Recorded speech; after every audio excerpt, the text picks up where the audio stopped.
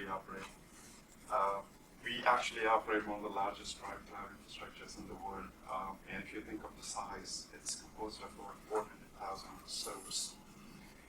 And I'll take you through some stats, and hopefully you walk out with how to run things on scale while meeting the SLA criteria. So when Mike and I talked, I thought this would be a topic of interest, which is to bring in cloud and big data together as one platform. How we sort of work with that, what types of problems we solve, where are we headed. Sounds good? Yeah, and if you have a question, please stop me by all means. So I believe that pretty much all clouds are in some way inspired, right? So they have a character, and so is our cloud. And the core character of our cloud is that we will solve issues related to personalization and personalization at scale. And so in doing that, there are certain things that's quite important to us. Number one is the latency, all the way from our data centers to the end user. Because users these days are impatient, they leave pretty quickly. There have been a ton of studies about how much revenue we lose by being, let's say, 10 milliseconds late in terms of serving content and page to the user. So that's quite important to the cloud we have, which is the online serving portion of it. And then we of course want to integrate very easily with all the applications that uses our services. So that's a core character of, I would say, what the cloud's got to offer to our customers, which is the internal customers at Yahoo. And then of course there are events which we call as custom branded experience, like the Olympics event or presidential elections. When our rates peak, like we have 300-400 million users all consuming the same tape, same stream. So we should be able to scale pretty seamlessly, otherwise it's a huge cost for us. So those are the inspirations behind the cloud we operate. And if you look at the composition of this cloud, we have what we call as edge services closest to the user. So that's what impacts the user experience the most. And so caching, streaming, proxy, those types of things. And as I was explaining you, the serving applications, the actual systems that serve content, serve data to the user. And then we have something called as the backstage, which is all around async processing or batch processing or offline near real-time type processing. And then of course it's all complemented with the storage systems or NoSQL systems that we have. So I will expand further on that. I'll split it apart so that we can see it better. So on the left-hand side, what we have is the data we gather from our users who are interacting with the devices, the web, tablet, PC, TV, we have connected TV offerings. And then we also harvest data, so we pull certain data. So these are social feeds, these are emails, other types of content we get from our publishing partners. And they all come together into this one system, which we call as the source of truth for all data. So that's it for us. And we'll get more into that because that's what this talk is about. And once that data is processed, some of those aggregates are stored in our data bus, which are MySQL systems or whatever database we have. And then essentially we use reporting on top of that data, process data. So number of page views, unique accounts, number of users who visited us, things like that. Things that are important for us to make business decisions. Number of impressions served, how to bill our advertisers, how do we explain the ROI to our advertisers, all those kinds of things. And then on the serving side, some of these need to be actually served and interact with the user.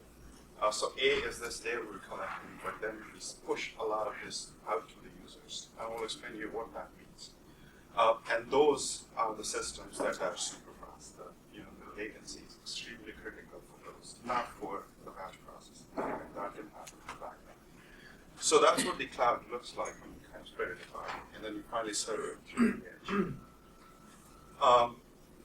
Again, if you kind of stack it up in a traditional stack view, some of the systems that I talked about, the infrastructure as a service for us, it's all around virtualization, the storage network operating system, compute.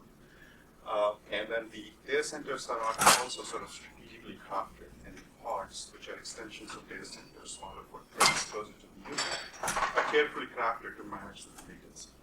So our goal is to serve everything we serve to our users in less than 50 milliseconds. So the data centers are sort of globally strategic, located precisely for that. And we'll talk a lot about Hadoop, and that's why I highlighted that, because that's a big data platform. Pretty proud of that. So I'll explain you why.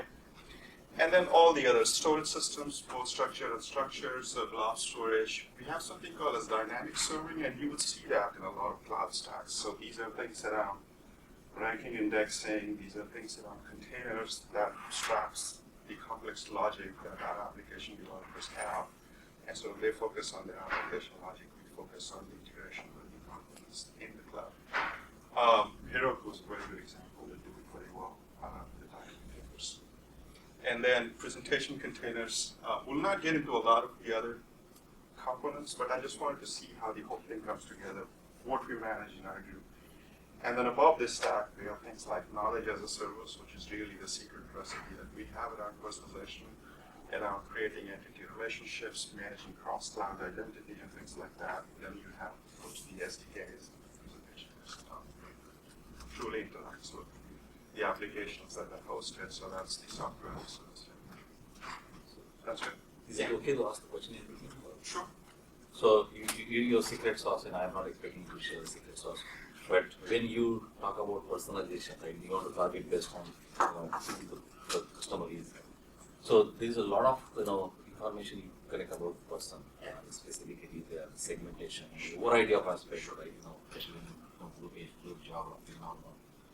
So when you collect the data, so my question is not really on the cloud part of it, but when you collect the data, so not all the time you are going to get the complete information from the user.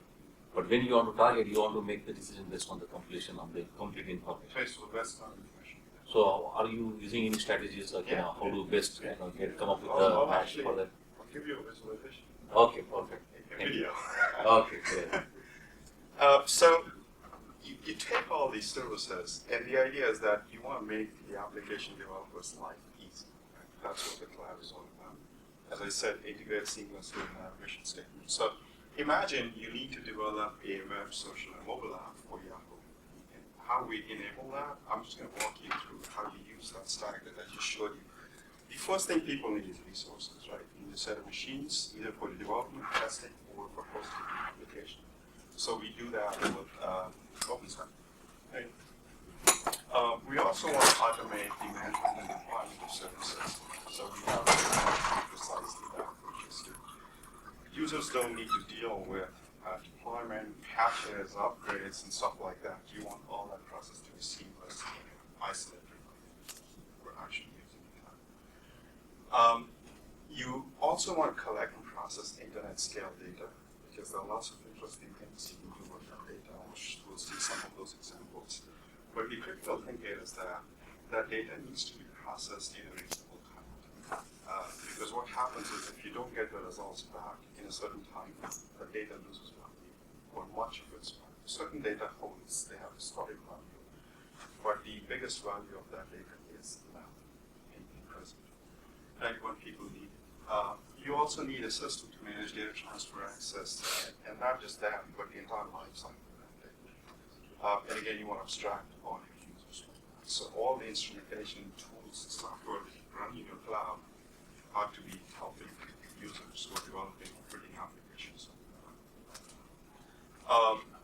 You need automated workflows. I'll explain you some of this as to why it's needed. And then, of course, you want to improve the developer's productivity. Like you want to get him to do what he wants to do as quickly as possible. So you want to truly reduce the time to market from somebody gets an idea to put that software on Yahoo's cloud, and then have 700+ million users access that application. And that's a true value of the cloud. We also want to store and serve content. I talked about that in the previous slide. And these are user information that you were looking for. These are profile information. We'll touch upon that. How can some of that be complete? And how do you make that complete? And still target users. You want to simplify the application business logic that I talked about, containers. So containers are these abstraction layers. And then you should be able to allow users to move messages cross-colo or across data centers alike. Like they don't need to worry about the nitty-gritties of data movement development, data management, things like that. You also need to have a system that can coordinate distributed applications, because almost everything we do is distributed, as I said. There are many, many data centers, several pods, so the footprint is quite distributed. And so let's say if I am a user of Yahoo, and I'm traveling, I go someplace else and I want to access my mail, all my contacts should just show up like that the moment I log into my inbox. And the only way that can happen is when you have these geographic distribution in your products, in your software. Serve dynamic content. This is really critical to us for our personalization strategy. So you should be able to allow people the capability to rank or index or be able to have them select the top 10, that type of thing out of that data. And you want to do that real time. So for example, I'm here, right? And I get out for lunch. I want to find who else in my tweet circle is close to me, right? So I run an application, and that has to be real time. So as they are tweeting and I'm tweeting, I should be able to find them, people who are closest to me. And that can only happen if you're constantly updating your ranks and index as to who's closest to you from a data perspective. Right? So it's one search type application that's driven by that. So there are, when you say, I think this is very important to have personalized content. So there are content that are managed by you, so you can have all the metadata strategy around that, and then you can do the top 10, top 5, whatever it is. But let us say user, you are looking for a user who is looking for some mobile platform, whether it is a tablet or phone, and that particular user is interested in option for Google, right? And hopefully you would know that, right? Yeah. So in that case, the content are coming from some other providers. So you don't have the same visibility and control over the metadata around the control. But then you want to target the user based on, okay, the user is looking for an option for Google, right? And how do you collect that data? So that's a separate question beyond the platform. The platform that we provide is capable of indexing whatever's coming in real time. What comes in is a separate strategy. So I have to go back a lot, but remember the slide where I showed you were putting data and pushing data? How you collect that data, how you harvest the data, and how you do that in real time, that's sort of a separate system. That's all around how you capture data, and how you enrich that data, or how you store that data, how you process that data. There are systems that we're using now, which we call as continuous processing. So imagine I want to know these tweets, so I subscribe to the Twitter fire hose, and I'm getting tweets real time as they come to the Twitter system. And I'm not just getting them, I'm not just collecting that real time, I'm actually processing that real time. So I'm updating my index in real time based on how these tweets are coming to me. So we build what we call as pipelines for that, data processing pipelines. And that's sort of a whole world itself. Yeah, I know. Yeah. Okay. And then, of course, you want to be able to dynamically stream that content. You want to host videos, host images in a fashion that it can be served to the user in the least possible time. Right? So, and then again, your user is geographically distributed, so you use things like CDNs, which we own one. We have things which are pretty unique and innovative. We call it private technology that allows us to create plugins very easily for doing many kinds of dynamic content distribution in consumption of that kind of users. So that's what we provide when a user comes to us and says, hey, I've got this great application idea in mind, help me get this thing up and running quickly at scale, and I should be able to reach all my users with least possibilities. And so that's what the whole purpose of the cloud is. And then, of course, you want certain traits that are common to all the clouds, right? You want the cloud to be fault tolerant. You want it to be highly available. You want best-in-class monitoring. If something goes wrong and traffic peaks and you need to do something about it, you should be able to right away. And security, I can't emphasize how critical it is to actually keep that user data, keep the content very, very secure. You hear about a lot. Hacks and scams and things like that. It's really critical for us. Okay. We could be talking a little bit about the container definitions as to what you define as a container?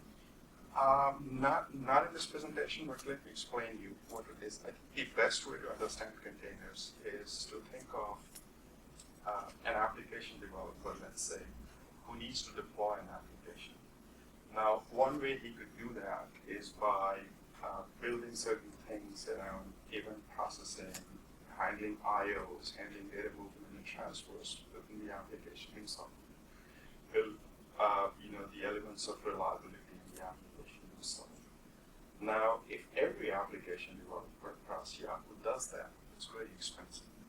So what we do is that you say, well, whatever logic, the business logic you want to implement, you go and implement that. And let's take care of the asynchronous I/O, the event-driven mechanisms. So you just need to use the container. Just take that as is. It's a software module. Deploy an application on that, so that all that underlying details, the hard part, is taken care of by the container because it's optimized. And the other thing that containers do is also nice, is that it provides isolation from application to application because we can control the parameters of that container. So it's an abstraction layer for the applications. And again, since none of that is in open, it's Yahoo technology, I encourage you to look at Hadoop and the way they deploy containers and applications. It's pretty cool. They call it Dino, is the name of their containers. But how they take applications and put it on their platform is it's very similar to what Joint Cloud is another cloud that does containers pretty well. So you should be able to look at that because I think they have a lot of information in terms of how that container works. But essentially, it's an abstraction layer where we do the dirty work, data-intensive work, event-driven IOs, and things like that, callbacks, replication, and other things, and then they do the actual business. So it just helps them get their applications running quickly, and then running in a way that gets the best of cloud embedded in their applications without them developing anything. Okay, so the other point I was trying to make is that public clouds are no different. Private clouds are no different than public clouds, right? So this is Amazon's stack, and I can take each of our servers and literally lay it out, right? So they have compute as EC2, we orchestrate that with OpenStack. They have storage, we have multiple types of storage systems, both S3 Lite, which is the blob store, or key value store, which is more around DynamoDB. Networking, we have similar DNS routers that they have. And across the stack, it's no different. I think the biggest difference is that our customers expect very strict latencies around the response times. So, certain things, if it's stored in our cloud, needs to be served back to the application in milliseconds, in certain cases, sub-milliseconds. That type of latency, the scale of data we deal with, is pretty critical. And that's why we have built this cloud from bottom side. Because there is nothing we can use today that allows us to do that and manage those SLAs. So that's quite critical. I think that's, to me, is the biggest difference. The stack and the technologies are quite similar. Okay, so let's get into the actual presentation, which was all around big data, what role big data plays in our cloud platform. So if you look at what's interesting in internet today, or what's happening in today, is that a lot of people in the big data community call it the 3 V's: velocity, variety, and volume of data. That's driving the I would say need for these platforms, or processing platforms. People are becoming more and more self-expressive. The number of touch points every user has with data from the devices is exploded. So we see the volume of data that's coming in is doubling back every 15 months. So if you're collecting 2 terabytes in a year, you will see yourself coming in 4 terabytes from the 7% users, just because they have increased their touch points with applications going through devices. Right? So, and they're telling you more. They're telling you more, which wasn't the case when Yahoo started 17, 18 years ago. They've become self-expressive. The other thing we notice is that data has become transient. Earlier, it was all about bringing this data, storing it somewhere, and then looking at it at some point That has changed. The data has become transient. Tweet today comes in, goes away tomorrow. There's no value for that tweet.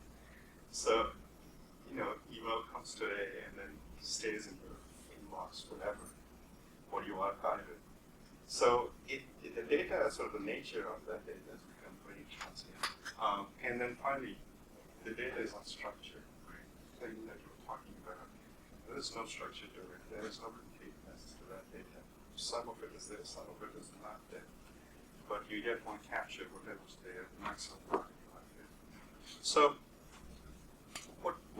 what essentially the idea is that, all this data coming in, you want to cut through noise. You want to extract what you could extract, things that are important to you for your mission. So you talked about personalization. We have what we call a science deployed at scale that allows us to understand the user interest, truly understand what is this guy interested in. How do I find that out? Because that's the way that's the best way for me to serve content that he may be interested in, as well as the types of advertising that he may be interested in. Right? So kind of get into click in that ad, because that's how I drive my revenue. So we call it behavioral targeting. And then I want to know where he is all the time, where that is coming from, and the relationships that he has with other entities that I'm interested in. So science allows us to get through that noise. And when I say science, it's the algorithms, it's the machine learning we do behind the facts, and the types of models to build to understand these things. In fact, you touched on a very interesting point. The data has become transient. So with that, the relationship with the data has become transient as well. So the old way of modeling and connecting, metadata doesn't work. So you have to do it on the fly. So it would be interesting to know how you are applying. Yeah. As I said, traditional offline indexing system. In that search case, I was talking about tweets coming in real time now. When I want to go out and find who my friends are around the stadium, it doesn't work in an offline system. You can build the best-in-class index that works for web searches where you crawl the web and build an index. That doesn't work for real-time systems. Okay, so big data. We all know that that's generating what's happening is generating an enormous amount of data, and that data has value. And the only way you can extract value out of that data is when you generate insights from that data. That it's those insights that's of value in the data itself. So we do a lot with that data, as you can see some of the examples here that drive those insights. And Hadoop is that system that I was talking about, the big data platform that allows us to get those insights out of the data. And then once you have gathered those insights, in return for collecting all that information from our users, you will return some of that value back to the users. Right? Because that's why they're providing you that information. And the way we return that value to our users and advertisers is by serving them relevant content, by showing them ads that they might be interested in. That's how you maximize the ROI, or an advertiser can maximize the ROI based on a campaign and stuff. So if it's a Volkswagen car ad, I want to show it to people who might be interested in Volkswagen, the gender, age class, the interests, based on what you learn about them. So as I said, science, big data, and these insights come together and provide value to the users and advertisers.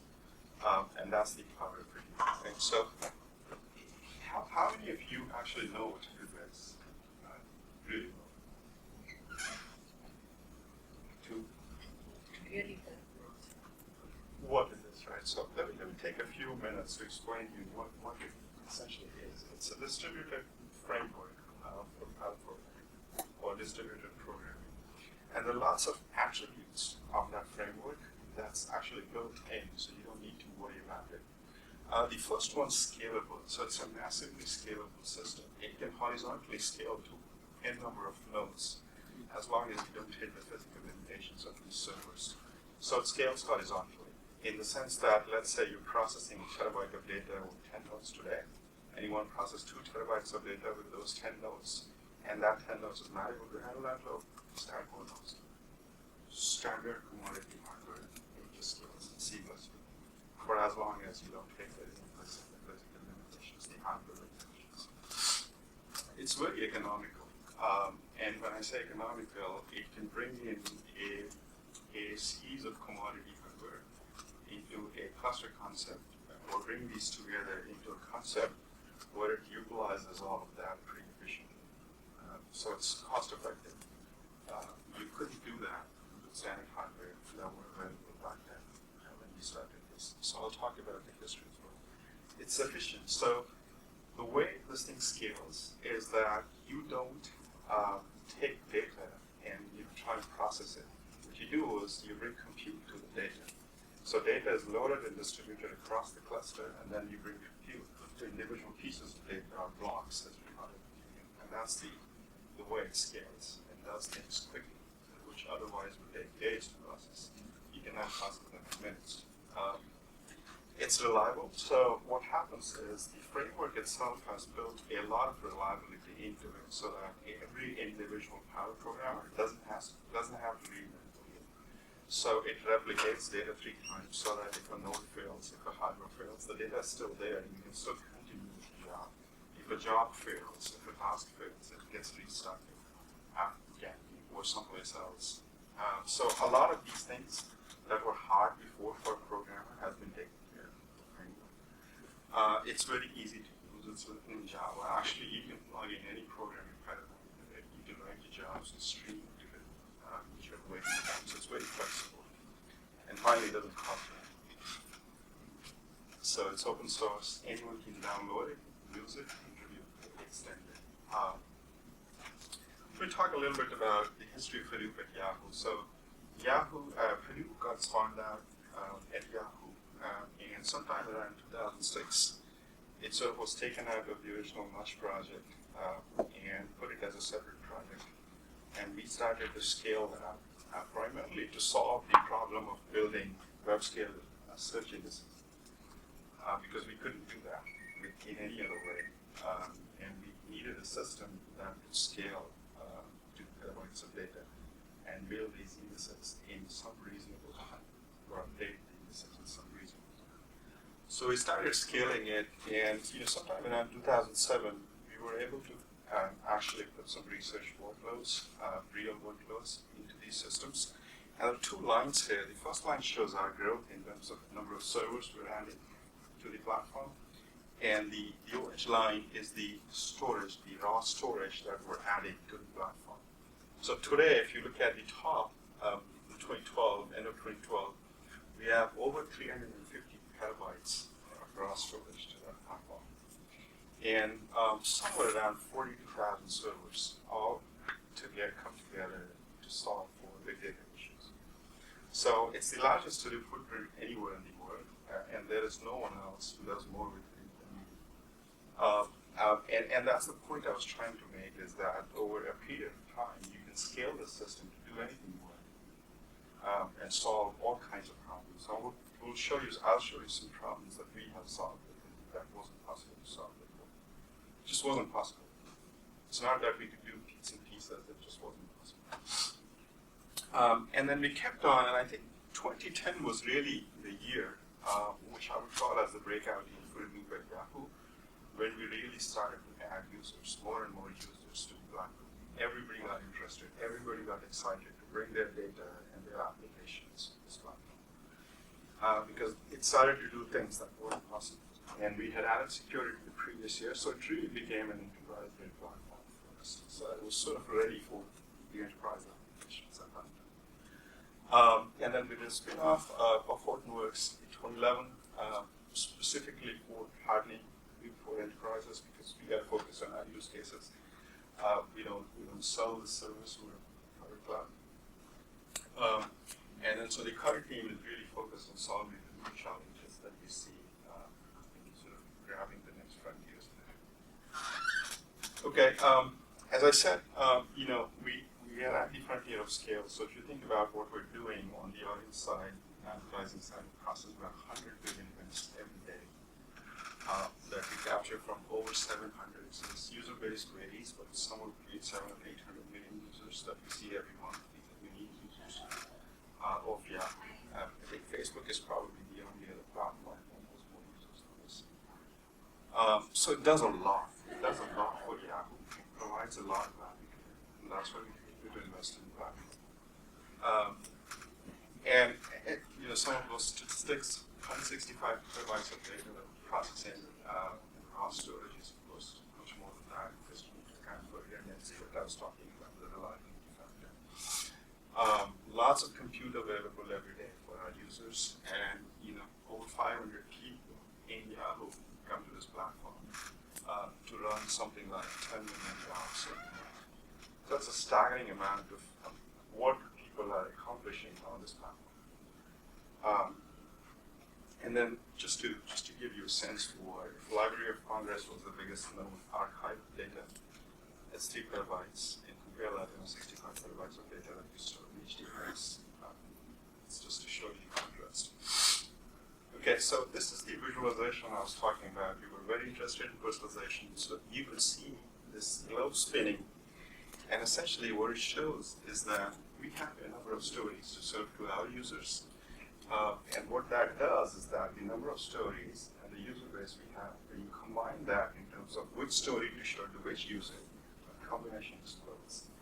It goes over 20 billion type permutations you can actually serve to your users. And you could only do that. So that globe, it's actually a real-time system. The globe that was spinning and the dots. Each dot was a piece of content floating around the globe that you need to show it to a user who might be interested. So on the left-hand side, what we have is we call as the declared interest. So when a user registers at Yahoo, age is the minimum thing we have to get. That's legally required.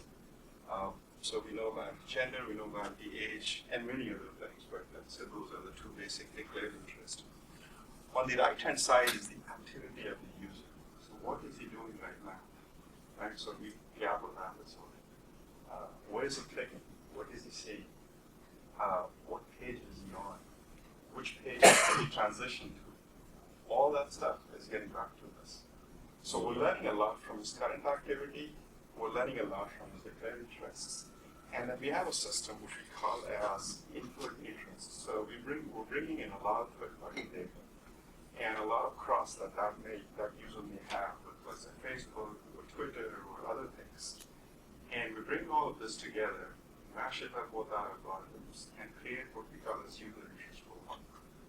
And that gives us vectors around which the interests are categorized for that user. And when that user comes to Yahoo, I kind of know from that profile as to what to serve him. What is it that he might be interested in based on what he's doing now, based on what he has told us in the past, and based on what he has done historically on our network. Okay? So there's a long history of maturity in these profiles that allows us to truly personalize the content and the ads for that user. So in this particular case, so going back to the transient data, so there is a part of the profile which is probably is historical as also meaningful. Somebody is male, female of certain age, and so that's you can historically use that information. But there is a lot of transient information, with the Facebook, with the third-party integration. So you have to match the profile. It is not that one profile. You have a profile at a given instant in the time. So that's what is done on the fly, right? Yes. So there are two systems that come together. One is the real-time system, and one will be batch system, or the offline system, or the storing system. So we call it long-term and short-term path. And both this long-term path and the short-term path are processing data. One is continuously processing the current data. One is processing the historical data. And you bring the processed elements into a common store for that user profile. Same key value store. So you're updating the same key value store with both the short-term interests and the long-term interests for that user, so that your profile is a lot more mature and not look. So historical data, in this case, is not the throwaway data, while the interest of what he's doing today, or what he's doing right now is more important, but what he has done historically is also important. marry that to you. So system-wide, it's pretty simple. You establish a real-time system, you establish a batch processing system, and you extract the interests, put that in the same key value store for that user with the user ID, key values. Question. How do you link the information from the social media? Does the user has to say this is my Facebook user ID or link the user A ID? lot of people say that. So OpenID is the open standard across which multiple clouds sort of interact and convey their identities. We participate in that. So does Facebook included and others. And if you actually go to Yahoo, you will see that you could actually log into our network using your Facebook credentials, no issues. So we call them trusted credentials, and that trust has been pre-established. There are all kinds of other mechanisms through which we gather that. We have a tool called Social Bar, and that's actually the user activity around our news items on Facebook. So a Facebook user has Social Bar and comes to Yahoo network. I know exactly who that user is, whether he's a Facebook user or not. Yahoo user or not. But if he is only Yahoo network authenticated, I can serve him personal discount because I've learned that identity. And there are lots of other ways we exchange identity. Okay, this is just an illustration of the same. It just shows how those models are calculated in the background, and then these models are pushed into production systems real time every few minutes so that you have the latest and the greatest user profile that you want to refer to while serving as content. And then they're pushed to the serving system source, which I was talking about, is super latency optimized. So if an application wants to refer to that, it can do that in something seconds.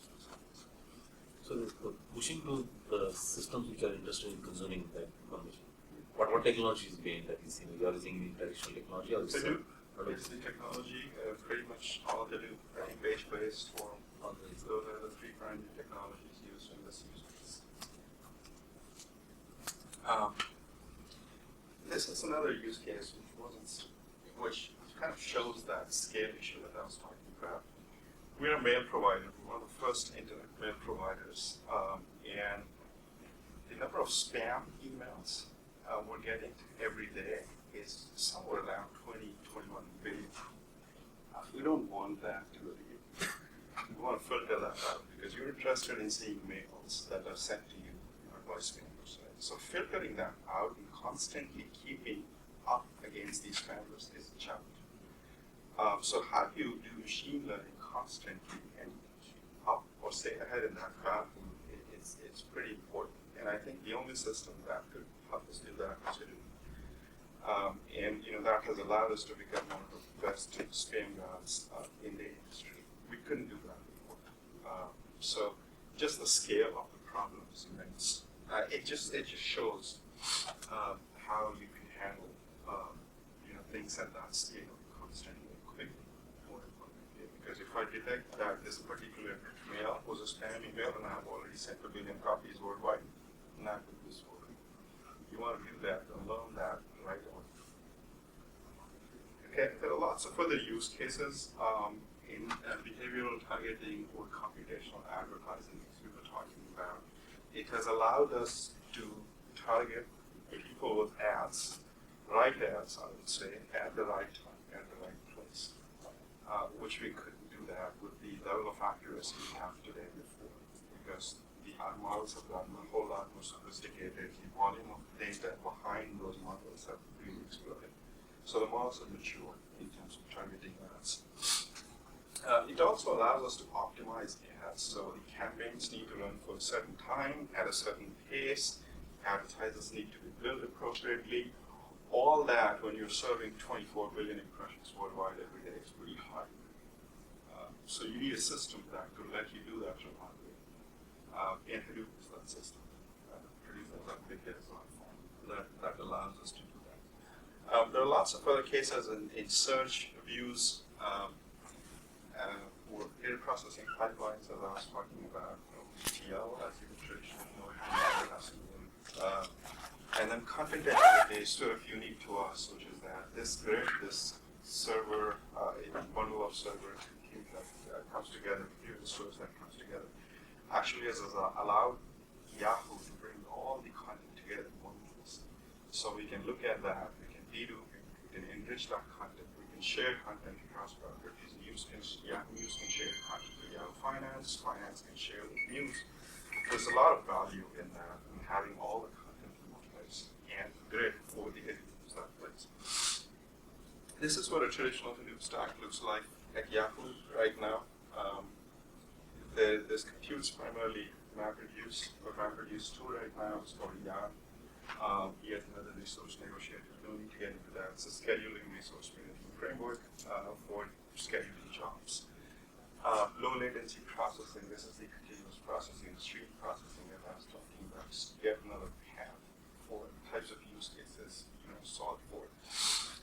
On top are things that allows our developer to become more productive. So programming paradigms, tools that can help them do these ETLs more efficiently, more quickly, without writing out naked Java code. And then of course storage, which is essential to processing data, and then a bunch of services that helps us keep this infrastructure going. Going back to so all other utilities like take high. So there are other third-party providers like Mappa. So you provide them, whatever you develop, you really make them available. 100% open source. Everything we develop, we have contributed back. Everything we develop today, we contributed back. Everything we develop tomorrow, we contribute back. So and again, We don't use even this distribution. This is 100% pure Apache software foundations built from open source. so Google, they have the file system. They have their own version. Yeah. But the information I got is, okay, so it is not as openly available. It's But not this- available at all.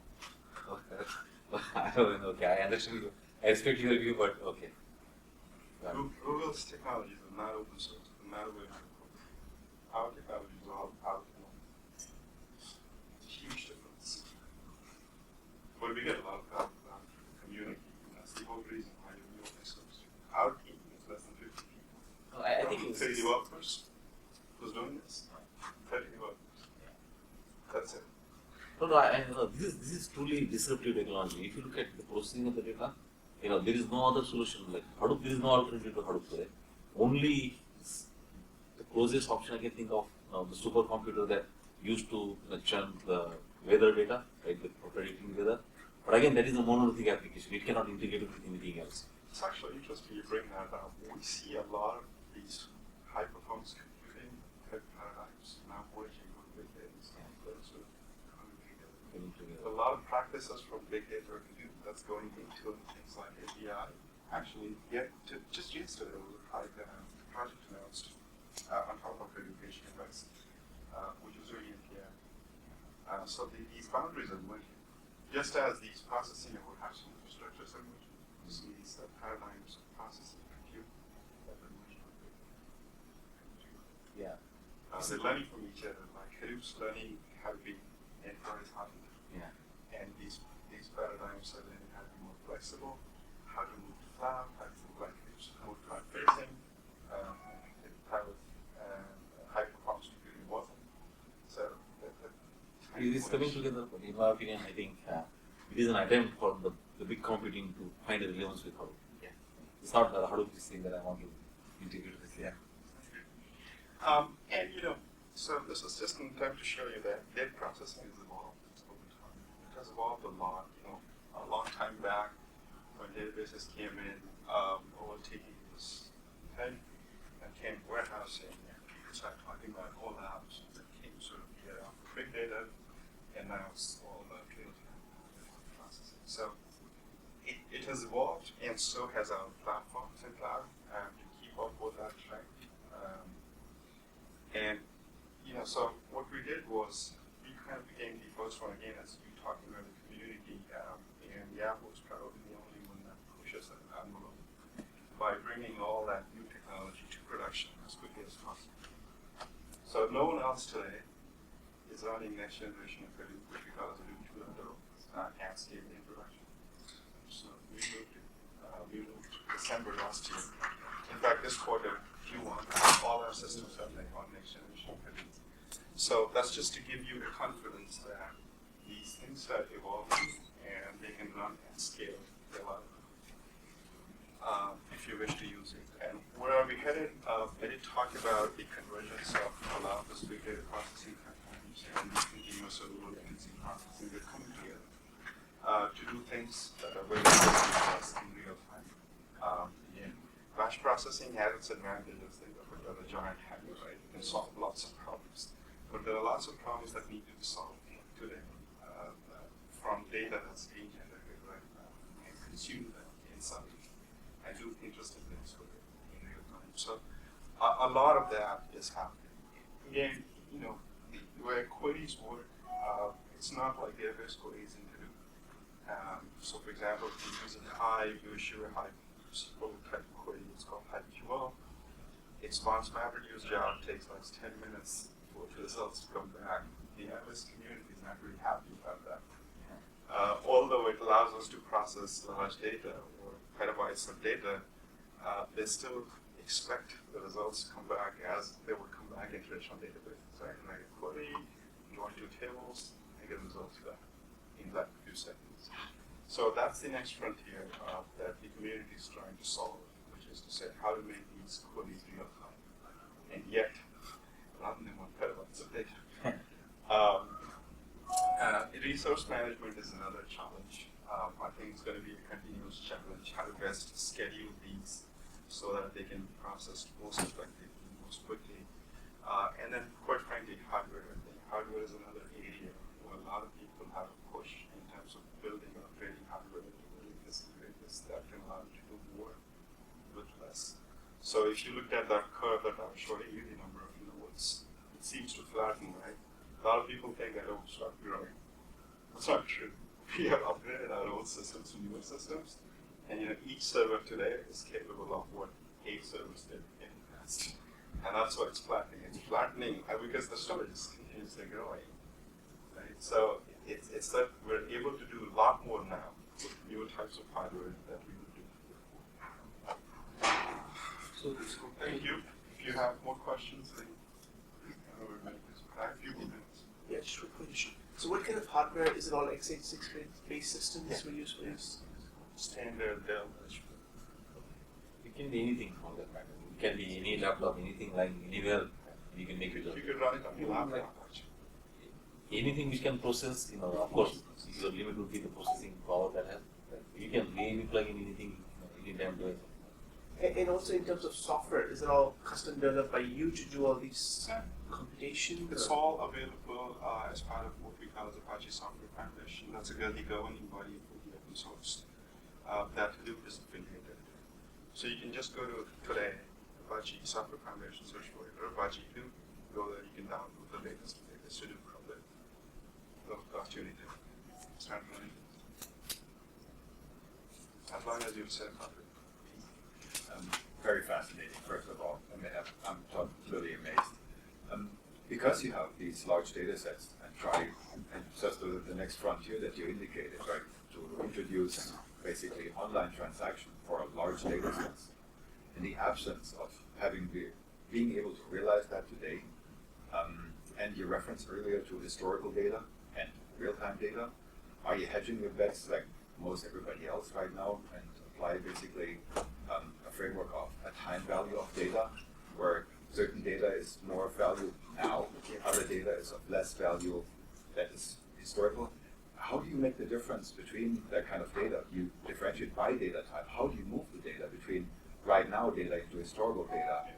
And so how do you crack that nut in the absence of that being possible today? So the core audience data and the core advertising data that we collect is always black. So think of this as we have to report the monthly counts. I have to keep that data for a month to aggregate them, or at least keep the sub-aggregates for a period of time. So that data will always stay there. We generate common feeds by collecting all these different types of activities where we've instrumented our page in a way that sends us that data back from the web servers back to our data centers, and we aggregate that all together and keep it. That's sort of the historical data. It will always be of value. However, there are types of data that are immense value right now and that data sort of becomes meaningless in a little bit. I'll give you an example. We have something called as custom branded experience. So let's say we are streaming or hosting the presidential elections live. Results are coming, counts are coming, the different types of debates being thrown, but we want to at the same time make money out of that. So the type of activities we're capturing from users, the type of things that are happening at that moment, all that stuff, all that data is pretty meaningless. Once the event is over, I know the president got re-elected. Once you know that stuff's of no value. It's the same thing for, it's actually a lot more applicable in mobile. So for example, I'm passing by a coffee shop, and in your app, that app sends an ad to me, oh, there's a Starbucks like a mile away. That Starbucks ad, once you've passed by that Starbucks, is meaningless. So to figure that out, that you were there, the location data, and you were looking for a coffee shop, that type of data is only of value at that time. So based on the application that you have in mind, you can make that segregation of how much value the historical data is and how much value the present data is. For personalization or targeting, both have immense value, because you don't want to throw away everything you learned about the user in the past, but at the same time, you really want to know what he's doing right now. Because when you bring these two together, that's the most powerful targeting of personalization you can imagine. So that's our corporate philosophy to be the best personalization. So does that historical data live in a different Hadoop cluster? No, it's all the same. It's all the same. It's all the same. Okay. We're actually, that's why we're saying it used to be traditionally two separate infrastructures. The real-time stuff is non-Hadoop. What we're using from a technology perspective is Storm and other kinds of things. But we're bringing all that together into a single cluster. And that's what I meant by the convergence of big data and low latency, which is that you don't want them to be two separate systems. You want them to be a single system. Everything today on the common framework, which in our case is the next generation thing for Yahoo. So we want to run all kinds of processing paradigms on Yahoo, which is the next generation we produce on the same cluster. And that's when you're going to get the best out of your resources, your hardware. You want to maximize all that, maximize the value of data, maximize the value from applications that runs on Hadoop. Otherwise, if you keep it as two disjoint systems, I think what happens is A, you're not efficient, and B, you can't do certain things that you could possibly do when you're all together. Last question. So I know for these use cases for data analysis, this Hadoop totally made sense, but you also mentioned there was some enterprise applications or something for the enterprise in class which you could do it in Hadoop. Can you give an example of that? Yeah, I mean, so all our applications are enterprise-grade applications. And today, there is nothing else that we do outside of Hadoop. So pretty much everything you can think of from, I mean, the only way we make money is by ads. All the ad systems are in Hadoop. Targeting, billing, monetization and Hadoop, display ads, non-guaranteed ads, search ads, they all go through Hadoop. So there is really nothing that sits outside. That's the revenue side. On the product side, if you think of mail, messenger, our properties, Yahoo News, Yahoo Finance, every single thing sort of flowing through that. All the pieces of content that get served, it's all constructed out of the content management system that sits on the grid and served in real time based on what the user wants. So it's, Yahoo's about $26 billion company. If I can run my entire company in Hadoop at that scale, I'm sure you can call it enterprise grade. So your content management system is your own, in-house content management system, or you have some standard? It's very neat. The end-to-end system is very complex from acquisition. Now, our content acquisition is not as cost because you have lots of third-party publishers, partners, editors, bring their own voice, and a lot of that is flowing through the system. But there's a common store where all this content is. Some don't go there, like it's not served from there, but it's eventually stored there. some flow through, but these are all on their own. We call it content rigidity. Okay. Yeah. The serving systems are our own. It's called Karmic, which we use. It's pretty fascinating. Yeah, All the videos, all the images, all the pieces of content, along with the editorial voice, all comes together in some fun way when the event happens. So there was an earthquake, all the pictures, the videos, all the content, and the editorialized versions, all that stuff go together, goes to a corporate email, and served like several million different things. so all the metadata management on top of that is all your custom logic and because there's some third-party product available. So there's the enterprise content, meaning the web pages. If you show me a third party product that can scale, No, not this. I know. I've used many products. I will not even ask that question. Yeah. Another question, the data that you provided, I noticed there's quite a discrepancy between the amount of storage you have deployed. Is that over 300 petabytes? Yeah, that's The raw amount of storage. data, that's 165 petabytes? Yeah. So it's almost like half. There are multiple copies of that, actually. Oh, in certain okay. cases, by Three default, copies. it's copied 3 times. Got it. So the raw storage is way more than the data you can store. Yeah. So that's the data, and then there's this capacity of what you can store. And there's this nature of in and out type aspects. So bringing terabytes of data, we're also putting terabytes of data out.